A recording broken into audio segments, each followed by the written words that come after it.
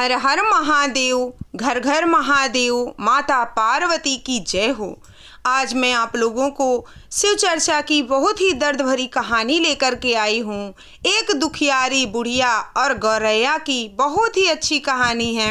आप लोग कहानी को अंत तक ज़रूर सुनिए और पहली बार चैनल पर आए हैं तो इस चैनल को सब्सक्राइब करके वीडियो को लाइक ज़रूर कर दीजिए। आइए इस कहानी को शुरू करते हैं। एक गांव में एक बुढ़िया रहती थी। बुढ़िया बहुत ही शिव की बहुत बड़ी भक्त थी। शिव चर्चा करती, शिव जी का गुणगान करती, मंदिर जाती, पूजा पाठ करती और वहीं अपने आंगन में चिड़ियों के लिए दाना डालती थी। वो जब भी दाना डालती तो एक गौरैया थी, अपने बच्चों को लेकर के उन्हीं बूढ़ी अम्मा के आंगन में आ जाया करती थी और वहीं से दाना चुंगती और अपने बच्चों के लिए दाना लेकर के अपने घोंसले में चली जाती थी, जो कि एक बरगद का पेड़ था, वहीं पे बनाया हुआ था। अब धीरे धीरे करके निरंतर ऐसे ही होता। जब वो बुढ़िया किसी चर्चा में जाती, वो चिड़िया अपने बच्चों को साथ में लेकर उसी चर्चा में इधर उधर फेरा लगाया करती, कहीं आंगन में, कहीं आंगन की छत में, कहीं किसी पेड़ में, कहीं ऐसे ही बैठ करके सारी शिव चर्चा सुना करती थी बूढ़ी अम्मा के साथ साथ। बूढ़ी अम्मा निरंतर ये काम करती रही। हमेशा वो चिड़ियों को दाना डालती रही। गौरैया आती, दाना खाती और चली जाती। ये एक बहुत बड़े पुण्य का काम था जो वो बूढ़ी अम्मा कर रही थी। ऐसे करते करते काफ़ी समय बीत गया। एक दिन बुढ़िया की तबीयत अचानक से खराब हो गई। बूढ़ी अम्मा रात में सोई और सुबह नहीं उठी। चिड़िया आई और वापस चली गई, उसे कोई दाना नहीं मिला। फिर थोड़ी देर में चिड़िया आती है, उसको कहीं आंगन में एक भी दाना नहीं मिलता। चिड़िया एकदम से परेशान हो जाती है कि आखिर ये बूढ़ी अम्मा गई कहाँ? आज मेरे लिए कोई भोजन की व्यवस्था नहीं हुई है। आखिर आज इनको क्या हो गया है? कहाँ चली गई जो हमारे लिए दाना पानी की व्यवस्था नहीं करी उन्होंने? अब उन चिड़ियों को क्या पता कि बूढ़ी अम्मा कहाँ है, लेकिन बूढ़ी अम्मा तो मर चुकी थी। उसी अपने कमरे के अंदर वो चारपाई से उठी ही नहीं थी, उनके प्राण निकल चुके थे। जब चिड़िया आई कई बार और देखी कि दाना नहीं है तो वो हैरान से इधर उधर खोजते हुए, ची ची करते हुए पूरे आस पड़ोस में देख ली। शिव चर्चा में देख ली, मंदिर में देख ली, बाग बगीचा में देख ली। जब चिड़िया को वो बूढ़ी अम्मा कहीं नहीं मिली, तब वो चिड़िया क्या की, उसी बूढ़ी अम्मा के आंगन में एक खिड़की बनी थी जो कि सीधा बूढ़ी अम्मा के कमरे में खुली थी। वही चिड़िया उसी खिड़की में बैठकर देखती है कि बूढ़ी अम्मा तो चारपाई में लेटी हुई हैं और उनके मुंह पे मक्खियाँ उड़ रही हैं।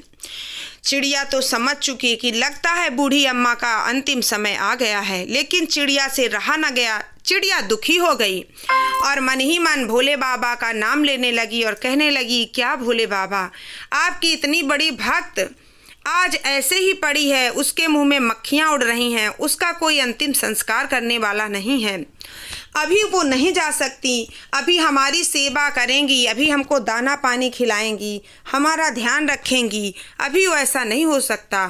चिड़िया ने क्या किया, जा कर के बगीचे के एक पेड़ के नीचे अपने बच्चों को लेकर के बिना दाना पानी पिए वो भोले बाबा का सुमिरन करने लगी।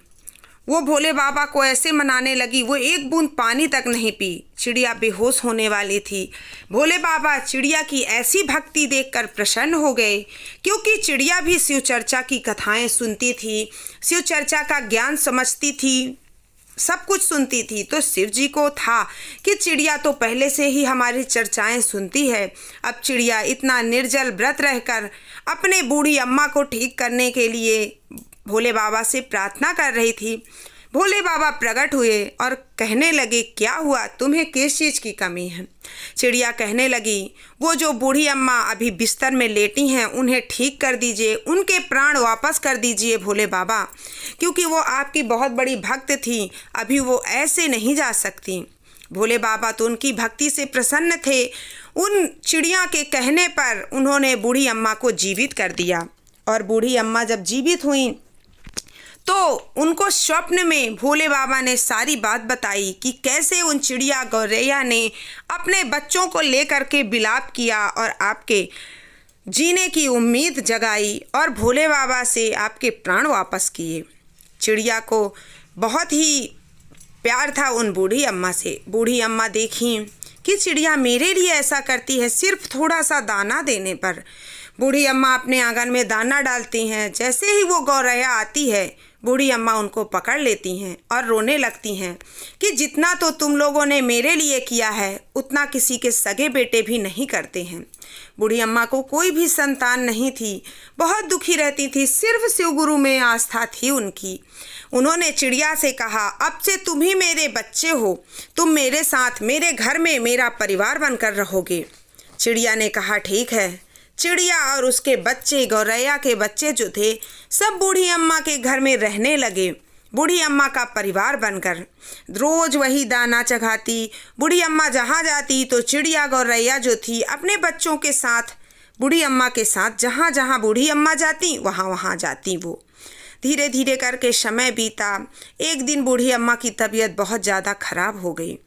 बूढ़ी अम्मा ने कहा, देखो बच्चों, तुम ही मेरे बच्चे हो, मैं मानूँ तो, क्योंकि मेरी कोई संतान नहीं है, मेरे पति भी इस दुनिया में नहीं रहे। अब तुम लोग आराम से रहना, अपने बच्चों को पालना और तुम भी मेरे घर में हमेशा रहना। बूढ़ी अम्मा ने बताया कि ये जो गेहूँ, चावल और जो भी दाने थे सब बूढ़ी अम्मा कमरे में रख गई। बोली, तुम लोग इसी को चखना, अब भोले बाबा से मेरे प्राण वापस करने की जिद मत करना, क्योंकि मेरी उम्र हो चुकी है। चिड़िया रोने लगी और बूढ़ी अम्मा के हाथों में बैठकर, बूढ़ी अम्मा भी बहुत रो रही थी, क्योंकि किसी से मिलना तो ठीक है लेकिन बिछड़ना बहुत मुश्किल है। चिड़िया सोच सोच कर पागल हो रही थी कि अब हमारा इस दुनिया में है ही कौन। बूढ़ी अम्मा रहती थी, बराबर देख रेख करती थी, देखभाल करती थी और अच्छा खाना पानी देती थी। अब हमारा कौन है। बूढ़ी अम्मा के प्राण निकल गए। पड़ोसियों ने उनका दाह संस्कार अच्छे से किया और चिड़ियों को पड़ोसियां देख रेख करने लगे, क्योंकि पड़ोसियों को उन अम्मा ने सौंप दिया था कि इन चिड़ियों का ध्यान अच्छे से रखना। देखिए, बेजुबान चिड़िया जो थी वो शिव गुरु की इतनी बड़ी भक्त थी कि शिव गुरु बूढ़ी अम्मा के मरने के बाद भी उन चिड़ियों की देख रेख के लिए पूरे पड़ोसियों को एकत्रित कर दिए। बेजुबान चिड़िया जब शिव गुरु की भक्त हो सकती है, शिव गुरु की महिमा को समझ सकती है, तो हम जो समझदार भी हैं, जो बोल भी सकते हैं, सुन भी सकते हैं और कर भी सकते हैं, चल भी सकते हैं, तो हम क्यों नहीं करते हैं। हम भी एक बार शिव को गुरु बनाकर देखते हैं, शिव की पूजा कर कर देखते हैं, फिर देखती है चमत्कार कैसा होगा। चिड़िया भी हंसी खुशी रहने लगी सबके साथ और ये कहानी यहीं पर ख़त्म होती है। आपको कहानी कैसी लगी, हर हर महादेव लिखकर ज़रूर बताइए। अच्छी लगी हो वीडियो को लाइक करिए, चैनल को सब्सक्राइब करिए। मिलती हूँ नेक्स्ट वीडियो में, तब तक प्रेम से रहिए और बोलिए हर हर महादेव, घर घर महादेव, माता पार्वती की जय हो।